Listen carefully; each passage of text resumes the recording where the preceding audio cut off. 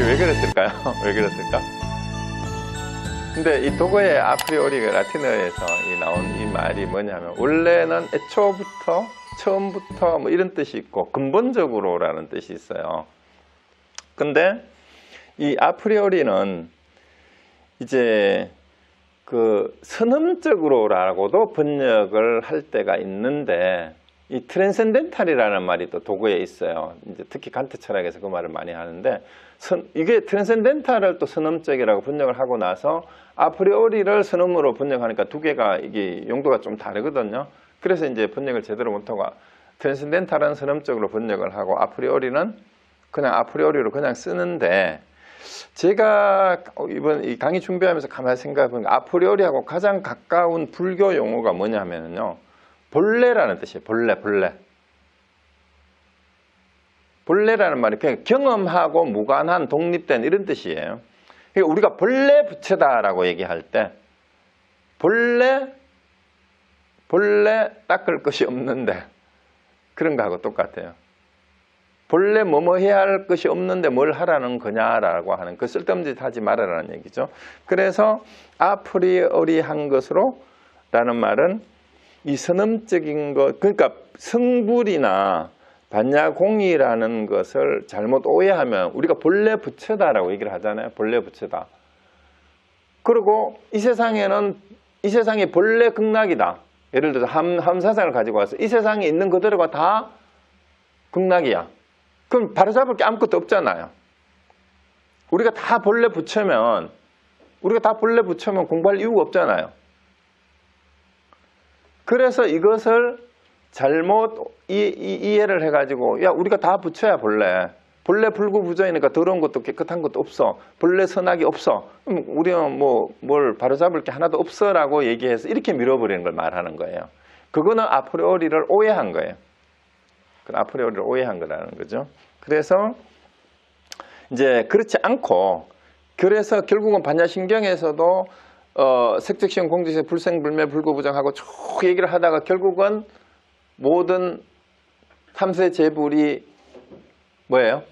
반야바라밀다잖아요. 그리고 안욕따라 삼막삼불이라는 얘기를 긍정하고 있잖아요. 그래서 이제 대승불교의 내용은 안욕따라 삼목삼바리에 대한 서원이 설정되어 있지 않으면 본래 대승불교의 이상인 본래 부처다, 불구부정이다라는 얘기가 완전히 왜곡될 수 있어요. 그리고 산은 산, 물은 물이라는 것도 왜곡될 수가 있어요. 현실을 절대 긍정하는 것도. 그래서 그런 게 아니다라는 얘기예요. 그래서 대승불교의 가장 전제가 무상정등정각, 안욕따라 삼막삼보리심을 추구하는 것이 전제가 됐을 때 그 얘기가 가능한 거다라는 그 얘기입니다. 자, 그래서 그 왜 그런가 하면은요, 36페이지 이제 조금 현실적인 얘기가 나와요. 거기는 생의 피규정성, 삶의 피규정성이라는 얘기가 그 중간에 나와요. 그 대승불교사의 그 둘째 문단에서 유식, 열애장, 하엄, 사장, 밀교, 정토선언, 불교의 자학과 삶의 피규정성에서 해방을 지향하는 특유의 해석 체계와 실체 명제를 갖고 있다. 이 삶의 피규정성이란 말만 이해하시면은 이 정확한 설명을 안 해도 됩니다. 제가 자주 말씀드리는 게 뭐였어요? 우리 삶이라는 것은 뭐뭐다라고 규정할 수 있는 게 아니라 그랬죠? 그 규정이라는 말이 뭐예요? 규정? 규정이 디파인이잖아요. 디파인. 근데 디파인드 되면은, 규정이 되면은 뭐가 돼요? 제한이 돼버리잖아요. 제한. 그래서 삶의 피규정성이라는 것은, 삶이라는 것은 뭐뭐다라고 규정될 수 있는 게 아니라는 거예요. 그러면 깨달음이라는 것도 마찬가지예요. 뭐뭐다라고 규정을 해버리는 순간 그건 뭐가 돼요? 고정된 것이 되기 때문에 일체의 고정된 틀을 깨부수자는 게 바로 대승불교의 근본 정신이에요. 그래서 이것만 이해가 되면 우리가 이제 지식과 행동의 교차점에서 자유로운 경지를 우리는 깨달음이라고 한다라는 그 얘기를 이해를 하시고, 삶은 뭐뭐다라고 규정할 수가 없어요. 그래서 우리 하두에도 그런 하두가 있어요. 뭐뭐다라고 규정하는 순간 어긋났다. 그래서 생각을 일으키기만 하면 어긋났다라고 하는 것도 그 때문입니다. 그래서 철저하게 이제 선불교에서도 그런 걸 얘기를 하는 거죠. 그 다음에 이제 통륜이라는 분이 어떤 분인가라고 얘기가 나오는데요. 이제 간단하게 38페이지 보면은 그 도표가 하나 나오죠. 이제 법맥이에요. 이게 이제 하암종의 규병 종밀적으로 이렇게 내려가는데 그쪽에서 이제 무국 명신 스님의 제자 가운데 설랑 홍운하고 감산 덕청이라는 분이 있는데요. 감산 스님은 한국에만 좀 많이 알려졌어요. 감산 스님의 금강경 풀이 또 저게 중용 기신론 풀이 뭐 이런 게 있어요. 노자장자도 감산 스님이 풀이 한 게 있습니다. 이제 한국 출판이 돼서 많이 알려졌는데 감산 스님의 조카뻘이 되는 분이 바로 이 통륜 스님이에요.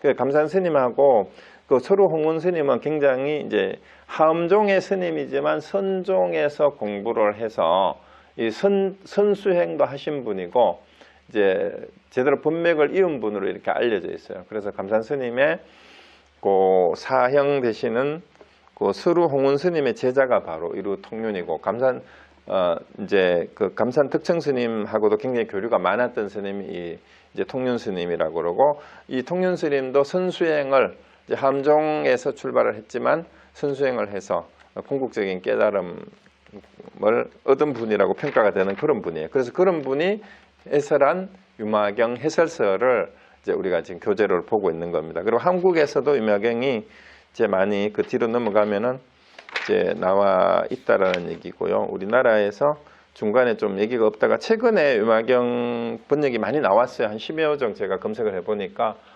있던데 그 중에 저도 다는 못 봤는데 4개인가 5개 제가 지금 가지고 있는 걸 대조를 해보니까 그 중에 이게 제일 좋아요. 이 책이 제일 좋아서 이걸 이제 했고요. 그 다음에 이제 이 해설은 끝났고 이제 통륜의 유마경 직소 가운데 통륜의 서문이 거기 있어요. 그리고 통륜의 서문은 거기 이제 50페이지, 49쪽부터 나오는데요. 그 유마힐이 이제 정명이다라는 얘기 거기 쭉 설명이 나오고 유마힐이 설한 바 유마힐 소설경이에요. 원래 그 얘기가 나오고 거기도 그냥 여러분이 읽어 보시면 되는데요. 여기서 이제 53페이지만 한번 설명하고 나머지는 그냥 여러분 읽어보시면 됩니다. 읽어보시면 되는데 이 유마경의 또 다른 별칭이 뭐냐면 정명경, 무구친경이라고도 하지만 부사의 해탈경이다라는 명칭이 또 있어요. 유마경의 별칭 가운데. 그래서 이제 왜 이걸 정명이라고 하고 부사의 해탈이라고 하느냐 하는 부분에 대한 설명이 아주 멋있어요. 그게 뭐냐면 52쪽에 한번 보십시오. 52쪽에. 이것도 이제 본문에 나오는데, 이제 그 내용을 대충 아시는 분 아시잖아요. 음악의사가 이제 그 부처님이 설법할 때마다 참석을 했는데, 그건 하루는 참석을 하지 않아가지고, 왜 참석을 안 했냐 하니까, 이제 부처님이 딱 신통력으로 보니까, 이제 아프다고 핑계를 대고, 법회에 참석을 안 한 거예요. 왜 아프냐고 보니까 중생이 아파서 아프다고 그렇게 핑계를 댄 거예요. 그러니까 이제 부처님이 그 법회에 참석했던 다른 제자들에게 나 대신 누가 유마거사에 문병을 가라 그런 거예요. 그 문병을 가라 그러니까 10대 제자들하고 다른 여러 보살들이 누가 내 대신 문병을 갔다 와라 그러니까 나는 갈 수가 없습니다. 왜 못 가냐 하니까 옛날에 유마거사를 만났는데 뭘 하다가 만났는데 여차저차 해가지고 뭐라고 해서 거기에 답변을 못 해가지고 내가 문병을 갈 수가 없다. 그 이제 문병을 가라는 얘기가 뭐예요? 유마가 아픈 이유가 뭐라 그랬죠? 중생이 아프니까 내가 아프다. 그 중생과 내가 한 몸이라는 거예요. 그러면 중생을 아픔에서 유마고사의 아픔을 충분히 위로해서 일어나게 할 수 있는 수준이 돼야 문병을 갈 수 있는 거예요. 그러니까 제자들이 그 수준이 안 된다고 다 이제 꼬리를 내리는 거죠. 그랬는데 마지막에 다 못 간다 그러는데 문수한테 이제 문수에 그대가 가라 그러니까 다른 사람 다 안 가니까 다른 사람 다 못 간다니까 제가 대신해서 가겠다 해가지고 문수가 간다 하니까 못 간다고 발품했던 사람들이 다 따라 나가는 거야. 문수가 어떻게 문병을 하는가. 그렇게 해서 따라가니까 이제 거기 가서 여러 가지 문답을 하는데 이제 그 유마거사가 따라온 제자들한테 물어요. 불이법이 어떤 것이냐라고 각자 대답을 해보라니까 다 설명을 합니다. 그 설명하고 난 뒤에 마지막에 문서가 거꾸로 반문을 해요, 유마한테. 그럼 거사님이 생각하시는 불이법은 어떤 겁니까? 하니까 이제 그 유마거사가 말을 안 해요. 침묵을 합니다. 그게 유마거사의 침묵이라는 거예요. 이러니까 문수가 훌륭합니다, 훌륭합니다. 이렇게 얘기하는 거죠. 문자 언어를 넘어서는 것이 곧 참으로 불이법문에 드는 것입니다. 이렇게 얘기를 해요. 근데 여기, 이게 나중에 이제 본문 얘기할 때 얘기를 할게요. 이 문수하고 유마가 진검승부를 하는 거예요, 여기서. 둘이서. 어떻게 하는지 나중에 본문 할 때 보겠습니다. 근데 여기서 이 유마거사의 한 번의 침묵이란 말이죠. 이 일묵으로 으뜸을 삼은 것이며 정명은 실로 이 한경전의 가르침을 모두 포함하는 까닭에 곧 청정한 이름으로서 법을 나타내고자 경의 제목을 삼은 것이다. 이 정명경이라고 하는 거죠. 그러니까 승조가 경이라고 하는 것은 항상된 것이니, 왜? 진리의 가르침이니까. 진리는 항상 하잖아요. 무상이 아니에요. 그러니까 모든 성인의 진리 자체는 변함이 없어요. 그러니까 물들일 수 없고 무성인이 능히 바꿀 수 없는 까닭의 상이라고 하는 거다. 이렇게 얘기했고, 그 다음에 부사의 해탈이라고 하는 것은 생각으로는 해탈할 수 없다라는 거예요. 생각으로 짐작을 할 수 없는 해탈의 경지다라는 그런 뜻입니다. 그래서 이제 소승이 능히 헤아리지 못하는 것을 부사이라고 한다. 하염없어서 번뇌의 틱결에 구애되지 않는 것이 해탈이다. 그러니까 이제 이 경의 제목이 부사의 해탈경으로 제목을 삼은 것은 이제 가르침의 궁극을 표방하기 위해서 이렇게 얘기한 거다라고. 그 중간에 53페이지 봐요. 먼저 사람의 이름으로 경의 제목을 삼고 유마엘 소성경, 또한 법으로 경의 제목을 삼았으니 불가사 해탈 본문. 법으로 경의 제목을 삼은 것은 그 가르침의 궁극을 표방하기 위한 것이며, 사람의 이름으로 경의 제목을 삼은 것은 사람으로 말미암아 도가 넓혀지기 때문이다. 요거예요. 유마라는 이름을 갖다 쓴 것은. 그래서 이제 이렇게 이름이 정명경이나 부사해탈경 두 가지로 불리워지는 이유를 통윤이 서문에서 얘기를 이렇게 하고 있습니다. 그리고 이제 지금 시간이 어떻게 됐나요? 벌써 4시간 넘었네. 그리고 그러면은 이제 본문은 이제 다음 주부터 들어가기로 하고요. 이제 불국품이 이제 본문이에요. 그래서 이제 여러분 잠깐 넘겨보시면 알지만 이제 경전의 본문은 59페이지에 나오는 나는 이와 같이 들었다에서 시작이 되고, 이 앞부분에 나오는 불국품은 바로 통윤 스님이 이 이제 전체 그 한 챕터 앞에서 이 불국품 전체를 해설하고 있는 부분이 불국품이라고 했는데 왜 불국이라고 하느냐라고 이제 해설을 하고 있는 부분이에요. 그래서 일단 본문은 다음 주, 그러니까 2주 뒤죠. 이제 격주로 한 번씩 하기로 했으니까 그때부터 이제 불국품부터 이제 보기로 하고요. 이제 오늘은 이제 강의는 여기서 마치고, 이제 강의를 하고 나서 한 10분 정도 참선을 하고, 이제 여기 이제 계시는 분들이 사실은 같이 참선을 하면 참선하고 나서 같이 그 운동도 같이 하고, 그 다음에 선방에서는 보통 참선을 어떻게 하냐면은 50분 참선을 하고 10분 동안 이제 방선이라 그러죠. 경행을 해요. 그래서 그 10분 동안에 화장실 다녀오실 분은 다녀오시고, 물 마실 분은 물 마시고, 그 다음에 이제 그걸 안 가도 되는 사람은 선방을 이렇게 천천히 한 바퀴 도는데, 그 도는 걸 경행이라 그래요. 그리고 요즘 그 얼마 전에 열반하신 그 틱나산 스님 그 절에 가면은 잘 하는 극기 명상이 있는데, 사실은 그 경행을 하는 그 10분 동안의 방선은 선을 놓는 게 아니라 사실 경행도 참선의 연속이에요. 그리고 바로 그 시간에 극기 명상을 해야 돼요. 제가 사실 여러분들하고 같이 한번 해보고 싶고 꼭 한번 이렇게 참선을 하면서 나누고 싶은 것 가운데 뭐가 있냐면요. 우리 가나선을 하는 사람들은 그냥 자세만 바로 잡고 하두를 들고 그냥 앉혀놔요. 앉혀놓는데, 그러다가 보니까 억지로 풀리지 않는 하두를 들고 용을 쓰고 하루에 막 10몇 시간씩 앉아있고 3달 계속 앉아있잖아요. 그러다 보니까 몸에 탈이 나는 스님들도 많대요. 실제로 무릎도 다 이제 관절염 생기고요. 그냥 앉아만 있으니까 하루 종일. 그 다음에 허리도 문제가 생기고, 그 다음에 하두를 들고 하두가 풀리질 않으니까 열이 위로 뻗쳐가지고 그걸 상기라 그래. 상기병이 생겨가지고 머리가 헷가닥 해가지고 진짜로 이상해지는 사람도 있어요. 근데 참선을 잘못하면 그렇게 됩니다. 근데 그래서 중요한 게 자세예요. 자세가 지난해도 한번 말씀을 드렸는데 이제 결가부자를 할 수 없는 분은 반가부자를 해도 되고, 반가부자도 힘들면은 다리를 가지런히 해도 되고, 그것도 힘들면 의자에 반드시 앉아도 돼요. 앉아도 되는데, 중요한 거는 허리를 바로 펴고, 머리도 어떻게 하냐면은 이 정수리가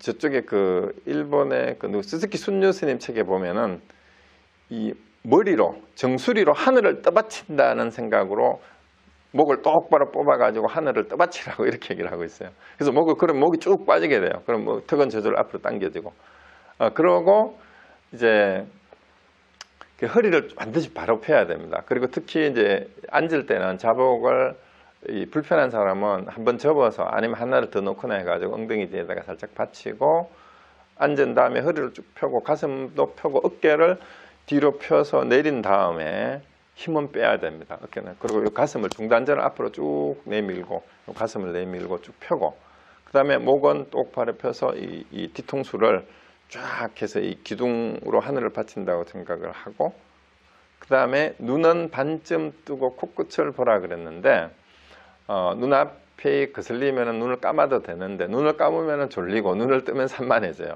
그래서 여러분이 맞게 하면 되고요.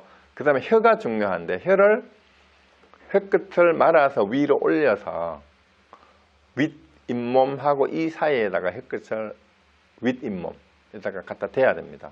그리고 입은 다물고, 그러면은 혀 밑에 침샘이 열려가지고 침이 분비가 돼요. 그 침은 삼키면 돼요, 중간에. 그리고 기운이 유통이 되고, 그 다음에 여기 우리 회장님이 끝나고 나서 이제 기체조를 좀 했으면 좋다고 그러는데, 사실은 우리 몸의 기는 이 세상에 다 있어요. 어디에나 사물에도 그 기운이 다 있는데, 기가 막힌다라는, 우리 기가 참 기가 막혀 죽겠네라는 말을 하잖아요. 그게 이제 기가 소통이 잘 안 되면 건강이 당연히 안 좋아요. 그리고 정신도 맑아지지 않고. 근데 이제 앉아 있는 동안이나 참선이 끝나고 나서 몸을 잘 혈액순환이나 기혈순환이 잘 되게 몸을 풀어주는 게 굉장히 중요한데, 그 운동을 이따가 10분 참선하고 난 다음에 그 간단한 운동하는 방법을 몇 가지를 알려드리고, 그 다음에 자선하는 게 익숙하지 않아요. 처음 앉아보시는 분은 앉아 있는 것 자체가 5분만 앉아 있어도 힘든 분이 있어요. 이제 그런 분들을 위해서 앉아 있는 동안에도 방해가 안 되면, 뭐 집에서 혼자 하면은 방해 안 돼 관계 없고, 앉아서 해도 되고 서서 해도 돼요. 그래서 참선을 꼭 앉아서 하라는 법이 없고요. 심지어 실제 선방에서도 앉아서 도저히 견디기가 힘들면은 일어서서 참선을 해도 돼요. 그 대신 일어서서 할 때도 배는 앞으로 당기고 꼬리뼈는 안으로 집어넣고, 허리하고 목 자세는 똑같이 그대로 합니다. 손도 앞으로, 손은 앉아있을 때랑 똑같아요. 그런데 이거는 이제 선방에서 하는 거 아니에요. 지금부터 하는 얘기는 기운을 좀 더 돌리고 집중력을 기르기 위해서 하는 운동 가운데, 흔히 이제 기공 수련을 하고 도가 수행을 하는 사람들은 뭐 대맥을 유통을 한다, 소주천을 뭐 돌린다, 대주천을 돌린다, 이런 얘기들을 많이 하는데, 그 소주천과 대주천을 돌리는데 도움이 되는 아주 간단한 동작을 제가 몇 가지를 알려드릴게요. 그리고 지금 앉아서 그 동작을 하셔도 되고, 참선 끝나고 해도 되는, 참선 끝나고 같이 할까요? 참선 한 10분 하고 난 뒤에 제가 그 동작을 알려드릴게요. 그리고 지금부터 참선에 들어가기 전에 앉는 자세만 제가 말씀드린 대로 한번 앉아보세요. 자, 똑바로 앉으시고 허리를 똑바로 펴고 목도 똑바로 펴서 하늘을 떠받치듯 정수리를 위로 쭉 하고, 눈은 반쯤 뜨고 코끝을 내려보거나 눈을 감아도, 가볍게 감아도 관계는 없습니다. 그 다음에 손은 두 손을 이렇게 포개면 손가락이 시작되는 손바닥 여기에 이렇게 닿아요. 이렇게 대고 자연스럽게 둥글게 말고, 엄지손은 닿는 것도 아니고 떨어진 것도 아니고, 종이 한 장이 간신히 여기에 엄지손가락 사이에 물릴 정도로. 이거 왜 이렇게 하는가 하면은요, 이게 엄지손가락끼리 너무 세게 딱 갖다 대면 또 졸려요. 근데 이게 떨어지면은 산만해져요. 아주 여러분 한번 해보세요. 실제로 손가락을 떼고 있으면은 생각이 산만한 생각이 드는데 닿을 듯 말 듯 하면 약간의 긴장감 때문에 집중이 됩니다. 요걸 그대로 앞으로 단전 앞에 배꼽 밑에 거기 있죠. 거기다가 이렇게 자연스럽게 손을 갖다 놓고 이 앞부분은 이렇게 하트 비슷하게 둥글게 타원형으로 말아서 이렇게 앉으시면 됩니다. 그렇게 하고 호흡은 자연스럽게 심호흡을 하세요. 너무 심호흡을 해서 아래로 내리면은 상기가 될 수가 있고, 단전호흡이나 복식호흡이 되시는 분은 단전호흡을 하시면 되게 좋아요. 그리고 호흡이 배꼽 아래까지 단전까지 쭉 호흡을 들어 마시고 천천히 내쉬고 수식관만 하셔도 됩니다. 호흡이 들어 마시는 거를 들어 마실 때 들어 마시는 줄 알고 내쉴 때 내쉬는 줄 아는 것, 이게 비파사나에서 수식관이에요. 그런데 호흡이 들어오는 걸 지켜보고 나가는 것을 지켜보는 것을 제대로 못하니까 아주 초심자들에게는 카운트를 하라 그래요. 하나 하고 들어 마시고 하나 하고 내쉬고 둘 하고 들어 마시고 둘 하고 내쉬는데, 이걸 이렇게 카운트를 하는 게 아니라 속도가 들어 마시는 속도하고 카운트하는 속도가 똑같아야 돼요. 자, 들어 마실 때 하나 하는 거는 하나, 속으로 계속 세야 돼요. 내쉴 때 내쉬면서 하나, 들어 마시면서 둘, 이렇게 하고 카운트를 안 해도 호흡을 지켜볼 수 있는 자신이 있는 분은 호흡을 그냥 지켜보는데, 호흡을 어떻게 지켜보냐, 코끝으로 호흡이 들어온다라고 느끼면 돼요. 근데 코끝이 아니고 단전 호흡이 되는 분은 단전으로 호흡이 내려온다라고 느끼면 돼요. 근데 그게 코에서 들어와서 폐에까지 들어와서 단전에까지 기운이 쭉 눌려서 느껴지는 것까지 느끼고, 내쉴 때는 다시 단전에서부터 쭉 이렇게 호흡이 나가는 것을 느끼는 걸 지켜볼 수 있으면 그렇게 하시면 되고요. 그 다음에 화두가 있는 분, 화두를 들고 하시는 분은, 저한테 화두를 하신 분은 꼭 이렇게 해보세요. 받은 화두를 들고 호흡을 신경 쓰지 마세요. 자세만 바로 하고 화두를 처음부터 끝까지 되뇌이세요. 그래서 처음 화두를 받아서 답을 하지 못한 분은 그 화두를 그대로 완전히 외워서 반복을 해야 됩니다. 수미상공안을 받으신 분은 수미상공안, 문스님께서 생각이 일어날 때 제가 일어난다고 하셨다. 하기는 여쭙기를 생각이 일어날 때 제가 일어나면 생각이 일어나지 않을 때는 어떻습니까? 하니까 스님께서 제가 수미상과 같이 크다고 하셨다. 생각이 일어날 때 제가 일어나면 생각이 일어나지 않을 때는 제가 없어야 할 텐데 어째서 제가 수미상과 같이 크다고 하셨나? 이렇게 질문을 하고 답이 생각이 나면은 저한테 연락을 하세요. 그리고 답을 하신 분은 그 질문에 이어서 답을 그대로 하세요. 답을 하고 그 다음에 화두를 2개, 3개 더 하신 분은 연이어서 계속 그대로 하세요. 반복을 하셔야 됩니다.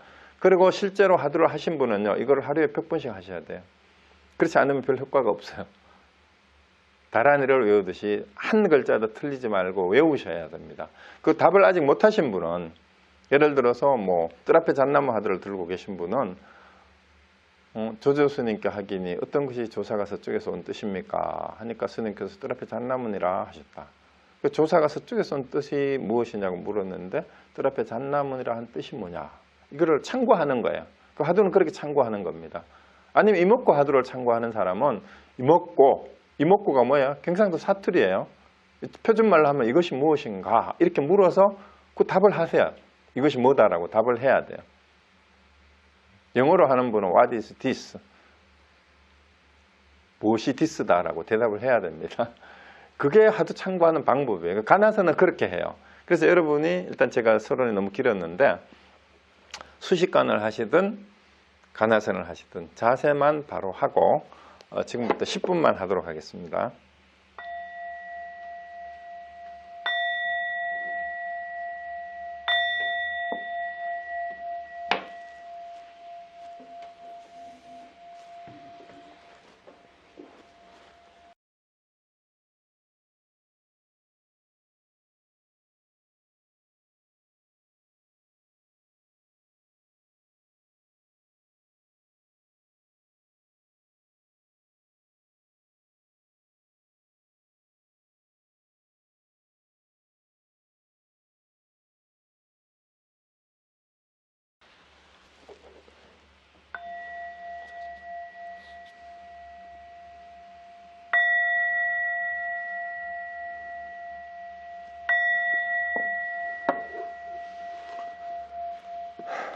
네, 10분이 금방 가네요. 자, 그래서 보통 1시간 이제 50분을 이제 참선을 하면 이제 몸을 뒤로 빼고 이제 앞으로 몸을 수그려서 이제 다리를 펴고 다리를 흔들어서 다리를 풀어주고 이제 일어나는데, 사실은 선방에서는 크게 운동을 많이 안 해요. 바로 다리만 조금 이제 무릎을 털고 일어나서 이제 무릎을 이렇게 돌려준 다음에 바로 일어나서 이제 방을 이렇게 돕니다.